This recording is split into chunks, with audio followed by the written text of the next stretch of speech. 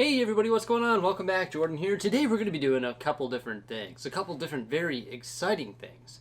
First, we're going to unbox all of this mail here, and inside one of these boxes are some very important parts that are going to fuel a project that we have not worked on for a very long time, and we're going to work on that project today. What is that project? Well, of course, it's this. It's not up top, it's actually down below. It's the medieval scene that we've been meaning to work on for so long, and we're finally going to be continuing this project today.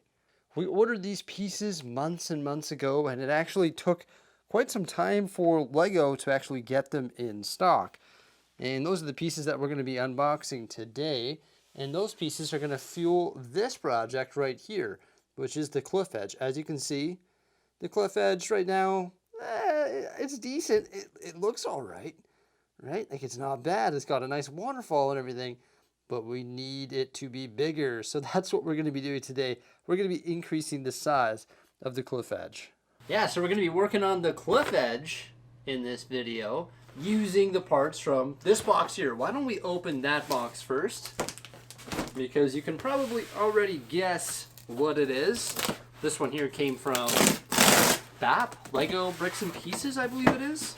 Now there's 100 of the pieces in here, and they cost $2.03 each or something like that. $2 each, call that. And there are 100 of these empty bags. Why is there an empty bag in here? That is weird. But 100 of these rock panels. Like, check it out. Isn't this ridiculous? Those are the rectangular rock bottoms, and obviously these are what we use to create our cliff edge, and we're going to be able to build or expand that amazing looking cliff edge under there using all of these pieces. So that's what we're going to do after we unbox this fan mail that arrived. Thank you everybody who sent fan mail to the P.O. Box. I appreciate it. Look at that! 100 rectangular rock pieces. I forget if they're merps. That's medium ugly rock pieces, or burps. That's big ugly rock pieces, whatever. They're rock pieces. That's what we got. This one here came from Callan Davis. Thank you so much, Callan. I appreciate the fan mail. Let's check out what's inside, man. I'm excited, dude. Thank you. It's going to be incredible. Thank you, thank you, thank you. All right, here we go. We got a letter. First things first. Let's read that. Hope you and Mrs. Bricksie and the furry friends are all having a great day. Been watching your videos for the last few months, and I enjoy all the content you guys make on a daily. Including the package's assortment of older poly bags and microfighters. Ooh, I do collect microfighters. Oh, sorry, you guys probably can't see my face. I do collect microfighters, so thank you so much. Sorry, I know you prefer unopened packs, but I got these when I was in your younger years. Well, I throw away all my boxes, so it's appreciated. They have been in storage for a while, and I recently cleaned out what I had and decided you might like these little sets. I put the names and dates releases on the bags, as well as made sure every piece was present or replaced. Hope you enjoy these sets, and this is from C. Davis. P.S. Exclusive minifigure inside, which can use for either the horror or a woods area. Okay, wow, the woods area. I'm down. Let's see what microfighters. Oh, wow, that's cool. That is a really neat minifigure. Oh my gosh, he is very spooky. We also got a name brick here from C. Davis. That is a spooky minifigure. Check that thing out. Doesn't that look cool? Wow, that's wicked. That's a cool minifigure. I've never seen it before. All right, so microfighters. Looks like we got the Star Wars 40268 RSM2 minifigure. Oh, that's cool. It's like a droid minifigure with a stand. Sorry, it's R3M2, of course. It is an astromech droid. That's neat. I never even knew that existed. Thank you, dude. That's so cool. Looks like we have another one here. It is the Star Wars Grab Bag TIE Fighter. It's a little mini TIE Fighter. I am into the microfighters. I definitely don't have those two, nor do I have this one here, which is the U-Wing. Very cool. Oh man, that's cool. Also a Star Destroyer grab bag. And then we also have the Mandalorian Starfighter. Oh, that's cool. We got the Republic Cruiser. No way, that's neat. And then also the Republic Frigate. No way! Well, thank you so much, man, for all the microfighters. I can't wait to build all these and put them with our microfighter display. It's funny, I just expanded the microfighter display to being 2 shelves because it's growing. And of course, all of these are going to look fantastic beside that. And this creepy guy, he's going to have to go in the woods somewhere. He looks cool. Thank you so much, man. We appreciate it. Can't wait to build those. Next up, we have a letter here from a gentleman from Calgary. His name is Jackson. Thank you so much, Jackson. It says, "Hi, Bricksie. My name is Jackson. I'm a really big fan. I've been watching you since January 2021. I really hope I can meet you in person because I live in Calgary. I have a question. How do the Lego minifigures near the zoo be able to get downtown?" Well, we actually connected the road, so I'm assuming this letter's from before that. This is from February 23rd. Yeah, we connected the road recently. Thank you so much, Jackson, for the nice letter. Glad that you're enjoying the channel, man. But yeah, the zoo tables are now connected to the downtown core. So with the changes of us changing to Mills, now we're able to do that. So thank you for the letter, man. I appreciate it. Yeah, I'm glad that you enjoy the channel. All right, this one here is from Barry, and he owns a company named Junior's Toy Box, an online company. And yeah, let's check it out. Thank you, man, for sending some goodies. Always much appreciated. Oh man, this is packaged really well. My knife can't even get through the tape. Ah, there we go. Oh. I see what one of them is. There we go. There we go. Oh, there's more than what I expected in here.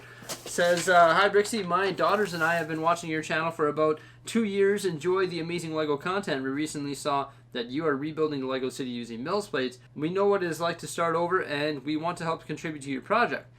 We are in the process of relaunching our online store, Junior's Toys, juniorstoybox.com. They're going to be launching it in April at a local convention in Tampa called the Tampa Bay Toy Expo. After sharing in many challenges of the pandemic like other families, we are ready to go back into sharing our favorite toy brands like Lego. To help you with your rebuild, we are sending you some surprises. We often come across parts and pieces along the way. Hopefully we can help sponsor some of your projects moving forward." Oh, that's awesome. Thank you so much, Barry. Let's check it out, guys. Look at this. We got some road packs. 1, 2, 3, 4. Oh my gosh, what area did I say we were about to start working on later on in this video? The medieval area. Look at all these soldiers. No way. We got a bunch of soldiers in here. Sorry, not soldiers. They're knights. Lion knights and stuff like that. Minifigures. 2, 4, 6 of them. Oh, look at all these horses too. That's perfect. A whole bunch of horses. More knights. That's cool. And another horse right here. So we got some horses and some knights. Well, like, didn't we unbox those mercs just now? Like, that, like, lines up perfectly. Thank you so much for the roads, too. We're going to put those to good use. Thank you so much, man. Also, it looks like we got a wicked cool t-shirt here, too. What's the wicked cool t-shirt?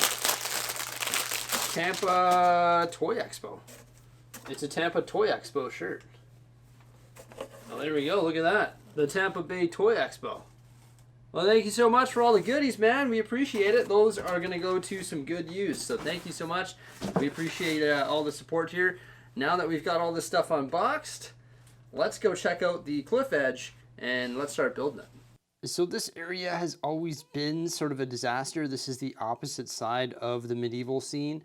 I've started tidying up some of the train track. It's just not all connected, and there's just too much of it. The problem is I keep buying base plates for this area, and then I keep using them for the Lego city, which is counterproductive. And it's really hard to keep train track neat and tidy when it's not actually, you know, pushed down onto a base plate. Oh, my lights aren't working over here. That's odd. I'll have to look into the connection there. When we moved the Lego city, they must have disconnected. I'll have to fix that, I guess. But yeah, we've been working on this side over here a little bit, just sort of connecting this train. So the reason I've been doing that is just so we can see how much clearance we have for the train coming around behind this cliff edge right here.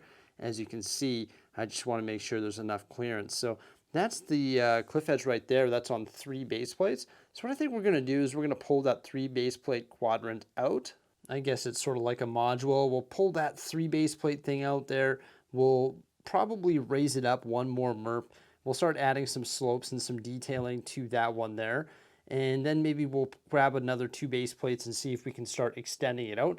I just want to make sure before I get started that there's enough train track or enough clearance on the train track so that the trains can actually get around. As you can imagine, going under here and working on this stuff is relatively difficult. I'm going to see what's going on with my lights. I never noticed that until right now. There we go. That's a little better. Now we can see down to the far side there. Although I will say these light strips connections are going, unfortunately, because I've moved these tables around so many times, and the light strips have been removed and put back on and removed and taped back on. So we might have to come up with a different lighting solution. I mean, it does the job. I mean, when you're not looking directly at the lights, you can see down here compared to not having any lights, which is good. Let's extract this little module here and have a look at it, and then let's start improving it. Honestly, pretty simple to extract. I don't think I'd want to make it any larger than 3 base plates. I just had 1 plate here connecting it, and then a plate in the corners connecting it to the other base plates. I don't think I'd want to make it any larger because it'd be a little bit hard to move, especially when you gotta go underneath a Lego table. But yeah, we're gonna make it 1 MERP taller. MERP, burp, whatever it is. Rectangular rock piece taller. And we're also gonna add some nice texture to it using some of the slopes, like those slopes there. But as you can see, this is our waterfall. It's literally just a plate standing upright, suspended between those rock panels using some Technic pieces on the back. So I'm excited to improve this module here and then maybe make 1 more as well as we move forward with our medieval cliff edge. Well, I present to you the new and improved cliff edge, much larger now and actually approaching completion, not quite yet, but we used a lot of pieces to create this. Those large rectangular rock pieces, a lot of slopes of all different sizes in dark bluish gray. And in fact, this is all we have remaining. We had a lot more than that when we started this project, that's for sure. It's not done yet, but let's show you what we've got going on so far. So we first start by constructing the wall or the cliff using the rectangular rock pieces, and there's also some of the corner rock pieces as well. And there's actually some of the smaller rectangular ones worked into it as well. Then once we have a wall constructed or a cliff edge constructed, then you go around and you throw a whole bunch of slopes in various sizes all over this thing. You can see there's 1x2s, there's some of the taller ones, there's some 2x2 ones, all different shapes and sizes all over the wall. And once you're done that, then you add the green detail. So like the bamboo and the little leaf elements and stuff like that. I always do my plants last and also do my cheese wedges last just because, I don't know, I like to get the wall built, then do the slopes, then do the greenery and cheese wedges. It just sort of makes sense. Now it's not complete, but it actually did increase in size. It is now 4 MERPs taller, 4 rock panels tall. So it goes 4 tall. And when we started this video, it was only 3 tall here and 2 tall on either side. So we actually added 2 layers on either side and 1 layer to the center. And you can see we actually increased the size of our waterfall. And it no longer comes just straight down. It now veers off a little bit. So it's got a little bit of a shape there, which I really like. And the way we created the waterfall is we actually used, well, to make it the color, we used blue plates, and then we put some trans blue elements on top of that to give it some nice texture and also some nice color. I just think it looks pretty awesome. But how did we create the actual physical waterfall? Well, when we flip this beautiful cliff around and have a look at the back side, it looks a lot different and a lot uglier than the front side. So just got to be careful here. Oh, got some rogue pieces here. But yeah, we've got all of the rock panels. You can see those rock panels there. Quite a few of them, 4 tall. You got some corner ones. You got some miscellaneous stuff going there. You can see we custom built this using bricks going up just to fill in that awkward gap there. And then to build the waterfall, I just used some Technic pieces that go across. Oh, you can see some things need to be pushed down a little further there. But this Technic piece just goes across Then you put some Technic pins there so that these plates, there's actually some various sizes there, clip into that Technic piece, and it sort of holds it upright. And then you build your waterfall and you put it on there. Now you can see it actually goes back a little bit. It tears back. That's because when you use these rock panels, well, they go back as well. So you're not able to have your waterfall 100% vertical, which I think is actually more realistic this way, that it goes back a little bit. Looks like there's a little bit of gaps that I got to fill in there somehow. Maybe I'll just, change out these pieces here so it comes out a little bit further. But you would never see that when you're looking head on, right? But yeah, it looks like I'll have to bring out maybe these bricks here just a little bit further to better blend in that waterfall. Now it's not actually done yet. You can see the waterfall's coming from nowhere. I'm actually going to complete the top here, probably using snot bricks, some bigger like 2x6 bricks and stuff like that, and do a layer on the top here.